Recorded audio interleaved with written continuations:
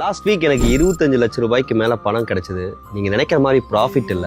2 months back எங்க அப்பா இறந்துட்டாரு. இது அவரோட இன்சூரன்ஸ் பணம். 1972ல இந்த குடிசையில தான் எங்க அப்பா பிறந்தாரு. அவரோட 5 வயசுல அவங்க அப்பா இறந்துட்டாரு. சோ சிங்கிள் பேரண்டா எங்க பாட்டி தான் எங்க அப்பாவை வளர்த்துனாங்க. 1995ல நானும் எங்க அக்கா கூட இந்த குடிசையில தான் பிறந்தோம். சைல்ட்ஹுட் எங்களுக்கு ரொம்ப பெருசாலாம் இல்ல, எங்களுக்கும் ரொம்ப பாவர்ட்டியா தான் இருந்துச்சு. வறுமையிலேயே நம்ம குடும்பம் போயிடக்கூடாதுன்னு பாட்டி அண்ட் அப்பாவோட ஹார்ட் ஒர்க்ல இப்ப கோடிக்கணக்கில் சொத்து சம்பாரிச்சு வச்சுட்டு போயிட்டாரு. எங்களுக்கும் எதுவும் ஈஸியாலாம் கிடைக்கல. எங்க ஃபேமிலி இங்க இருந்து இங்க வரதுக்கு சுமார் 50 வருஷம் ஆயிடுச்சு. சோகம் என்னன்னா இப்ப 2 பேருமே இல்ல.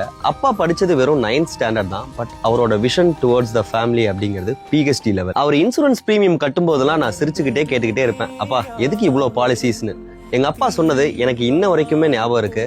தம்பி, யானை இருந்தாலும் 1000 பொன், இறந்தாலும் 1000 பொன்னு சொல்லுவாரு.